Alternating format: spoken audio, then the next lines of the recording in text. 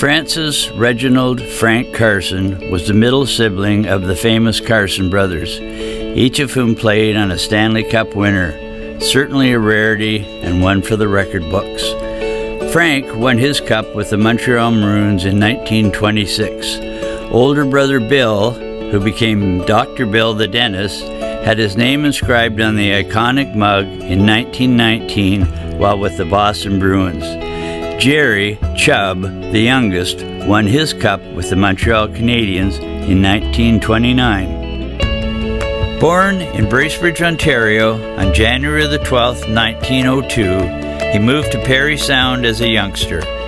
Frank and his brothers learned to skate on the ice of frozen Georgian Bay, where each cultivated a natural stride and stick-handling skills that attracted the eyes of professional scouts. Frank moved south to attend Woodstock College, and his first stop in a storied career would be with the Ontario champion Woodstock Junior B Athletics. Then it was on to the Stratford Midgets, who were actually a Junior A team that advanced to the 1921 Memorial Cup Final, only to lose to the Winnipeg Falcons 11-9 on total goals. During this time, his line mate was a player by the name of Howie Morenz. A left winger with a deft touch, Frank was always among the scoring leaders in a career that spanned 16 seasons as a professional. In 275 NHL league and playoff games, he collected 92 points with 42 goals. Remember, those are the days of 44-game schedules, and travel was by train. He spent 4 years as a member of the Stratford Indians Pro Senior A team before hitching with the Montreal Maroons in 1925 as a free agent and winning a Stanley Cup that season. The Maroons sent him to the Stratford Nationals of the Can Pro League in 1927. Frank spent the next 2 years with the Windsor Bulldogs of the Can Pro and the IHL, where he was named to the International Hockey League All-Star team.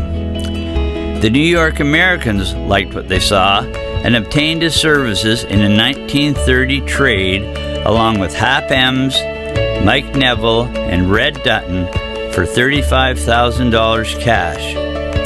He began the next season with the New Haven Eagles of the Can-Am League before another trade along with Emms for Burt McKinley and Tommy Fillmore sent him to the Detroit Falcons.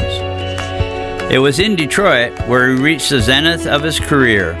Although the Wings didn't win the cup during his tenure there, Frank, or Frosty as he became known because of his premature gray hair, hit the record books.